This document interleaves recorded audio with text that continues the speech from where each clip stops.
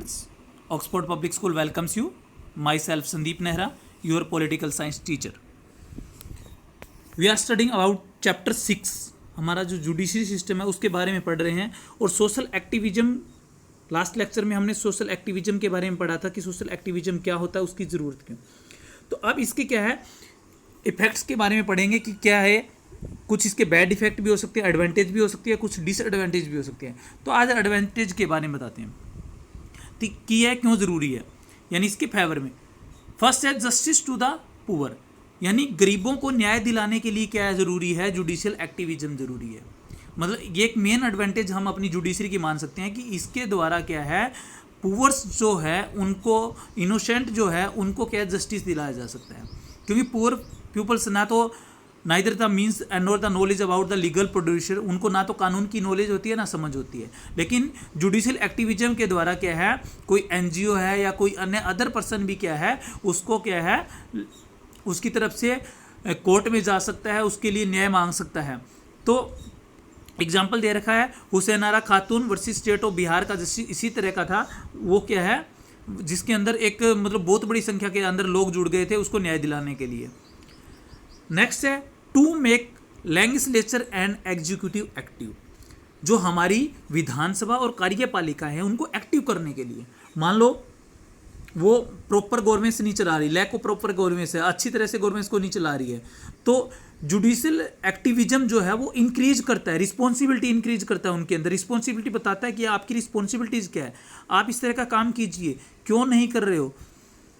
तो इस तरह से क्या है, एग्जीक्यूटिव और लेजिस्लेचर को क्या है, मतलब रिस्पॉन्सिबिलिटी याद दिलाने के लिए भी क्या है, जो हमारा जुडिशियल एक्टिविज्म है वो काफ़ी कुछ है. जैसे एग्जांपल दे रखा है, दिल्ली के अंदर जो डेंगू फैला तो उसमें काफ़ी लोग मारे गए, तो दिल्ली हाई कोर्ट ने सीधा कहा दिल्ली गवर्नमेंट के अंदर कि आप क्या डेंगू को मेंटेन कीजिए, मतलब उसके लिए हॉस्पिटल्स वगैरह है या कुछ भी है जो प्रोवाइड करवाइए.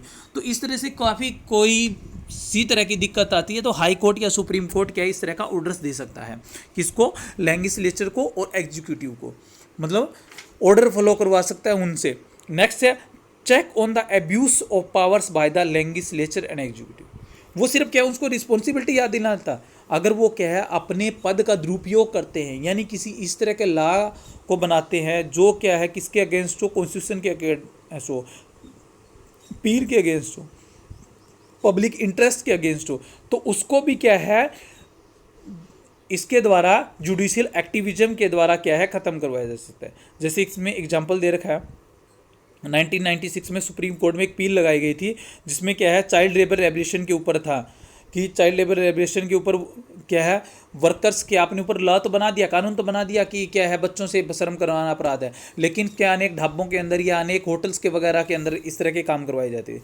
तो जुडिशियल एक्टिविज्म के यानी पील लगने के बाद ही क्या है, गवर्नमेंट ने ये कहा कि 25,000 रुपये तक का जुर्माना मतलब चाइल्ड लेबर के अंदर करवाया जा सकता है, जो पहले क्या सिर्फ 2,000 रुपये पे करने का इस तरह का था, तो उसको बढ़ा दिया गया. तो कहने का मतलब है इसके अलावा कोई इस तरह का मतलब रिन्यू भी करवा सकती है कि कोई इस तरह का कानून बना दिया जो पब्लिक के कॉन्स्टिट्यूशन के अकॉर्डिंग था, उनके राइट्स के अगेंस्ट है, तो उसको भी क्या है ब्रेक डाउन कर सकती है, उसको भी तोड़ सकती है, ख़त्म करवा सकती है. नेक्स्ट है protection of human rights and liberty. और जुडिशियल एक्टिविज्म क्या है, कोर्ट की तरह या जुडिशरी की तरह क्या ह्यूमन राइट्स को प्रोटेक्ट करता है, उसकी लिबर्टी को प्रोटेक्ट करता है. यानी अगर क्या है उसके ह्यूमन राइट्स को किसी तरह की, हमारे 32 आर्टिकल में साफ साफ लिखा हुआ है कि हमारे ह्यूमन राइट्स को कोई भी किसी तरह की दखल ना दे, चाहे ऑफिसर्स हो चाहे गवर्नमेंट हो, तो सीधा का सीधा वो सुप्रीम कोर्ट हाई कोर्ट के अंदर जा सकता है. इसके लिए भी एग्जांपल दिया हुआ है खरक Singh and state of UP का दे रखा है, जिन्होंने जो पर्सनल लिबर्टी है आर्टिकल 21 है, ये आर्टिकल 21 जो है वो हमारी इमरजेंसी लगती है अगर कंट्री के अंदर, तो भी क्या है गवर्नमेंट इसको छीन नहीं सकती. तो उसके बारे में क्या ये दिया गया था और गारंटी दी गई थी कि आर्टिकल 21 एंड 90 इनका जो 1 है, इसमें 7 पार्ट्स हैं, 1 का जो ए है उसको क्या है जो कॉन्स्टिट्यूशन में लिखे गए उसको गवर्नमेंट किसी भी एवेज के अंदर ख़त्म नहीं कर सकती. नेक्स्ट है useful in the development of the constitution. हमारे संविधान के विकास के लिए भी क्या है ज़रूरी है. ज़रूरी तो नहीं है कि हम 1948 के अंदर जो कॉन्स्टिट्यूशन हमारा बनाया गया था वो आज की कंडीशन के अकॉर्डिंग भी राइट्स हो, तो उसके अंदर चेंजेस की भी ज़रूरी है. तो एक good constitution must change time to time. Circumstances, परिस्थितियों के अनुसार और समय के अनुसार क्या है, बदलता रहता है।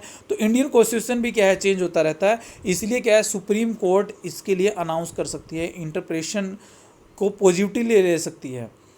यानी कि किसी भी एवेज के अंदर, कॉन्स्टिट्यूशन के अंदर चेंज करना हो जो किसके लिए ज़रूरी हो, ह्यूमन राइट्स के लिए ज़रूरी हो, जो पब्लिक के लिए ज़रूरी हो, इस तरह के चेंजेस करने हो तो वो क्या है, चेंज करवा सकती है। इसमें वही एग्जांपल देखा, फ्रेंचाइज वर्सेस जो करोला केस था उसके बारे में बताया गया है, जिसमें क्या है, फिजिकली और एनिमल एक्सचेंज, यानी 21 का जो आर्टिकल है वो सिर्फ क्या है, मतलब सिर्फ भौतिक चीज़ों और पशुओं पर ही नहीं होता, बल्कि उसकी क्या है, इंक्लूड इसमें ह्यूमन राइट्स है, ह्यूमन डिग्निटी है, उसका नेम है, ये सारी चीज़ें भी, उसका शेल्टर है, उसकी क्लोथिंग है, उसकी न्यूट्रिशन, ये सारी चीज़ें भी उसके अंदर क्या है, शामिल होती है।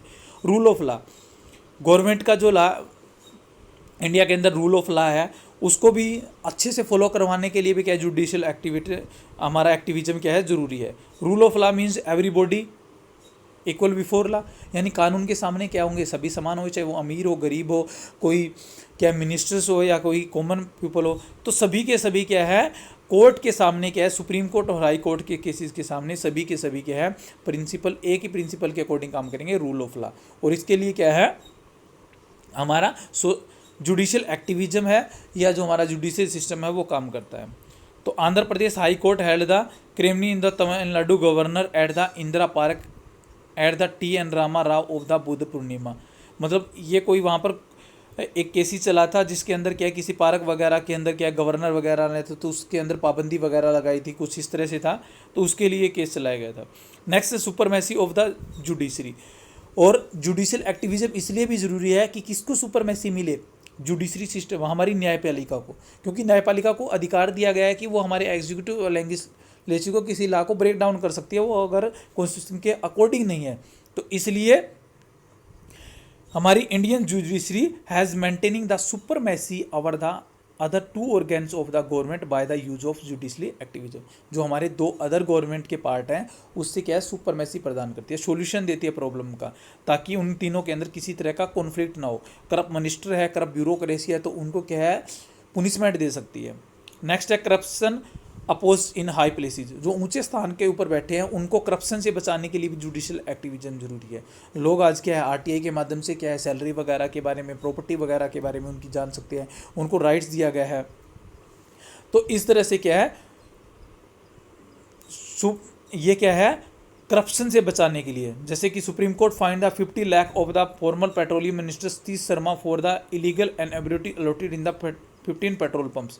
जैसे कि एग्जांपल दिया कि एक बार क्या है, हमारी जो सतीश शर्मा क्या है, पेट्रोल मिनिस्टर बने थे, तो उसके ऊपर 50 लाख रुपए तक का जुर्माना लगाया गया था। किस लिए, क्योंकि उसने जो 15 पेट्रोल पंप थे वो अपने किसी रिलेटिव को या पैसे के अंदर क्या डिस्ट्रीब्यूट किए थे, जिसको CBI के अंदर, एनिमल हस्बेंड्री के अंदर भी क्या है, बिहार के जो हाई कोर्ट है उसके अंदर पाया गया था। आप 2G घोटाले के अंदर भी सुनते हो। तो इस तरह से क्या है, करप्शन को कंट्रोल करने के लिए भी ये जरूरी है। आप कोई भी एग्जांपल लिख सकते हो इसके अंदर। अटेंशन ऑफ सोशल जस्टिस, इसके अलावा क्या है, हमें सोशल जस्टिस की भी जरूरत है। ये ज़रूरी नहीं है कि कोर्ट की नज़र में जो सही हो वो सही हो सकता है। कई बार क्या है, सोशल जस्टिस सबसे बड़ा होता है, तो यानी पब्लिक के व्यूज़ के अंदर भी क्या होना चाहिए, वो सही होना चाहिए। तो सोशल जस्टिस को मेंटेन करने के लिए, उसको अटेनमेंट करने के लिए भी क्या है, जुडिशियल एक्टिविज्म जरूरी है, क्योंकि इसके द्वारा लोग क्या है, अपने व्यूज़ भी देते हैं। क्योंकि चेंज तो क्या है, ज़रूरी है। कॉन्स्टिट्यूशन क्या है, या हमारी न्यायपालिका ने जो 48, 49 के अंदर जो फैसला लिया था, ज़रूरी तो नहीं है वो आज की सिचुएशन में भी सही हो। तो इसलिए क्या है, अनेक तरह के क्या है लॉज वगैरह बनाए जाते हैं। वो किसके लिए बनाए जाते हैं कि सोशल जस्टिस के अकॉर्डिंग क्या वो सही हो। तो ये आपके इसके फेवर के अंदर थे। तो जुडिशियल एक्टिविज्म ज़रूरी क्यों है, उसके लिए नेसेसरी क्यों है, उसके लिए क्या है, आपको 9 पॉइंट्स से बताएंगे। तो आप इसके अकॉर्डिंग क्या अपने नोट्स तैयार कर सकते हो। Okay, thank you.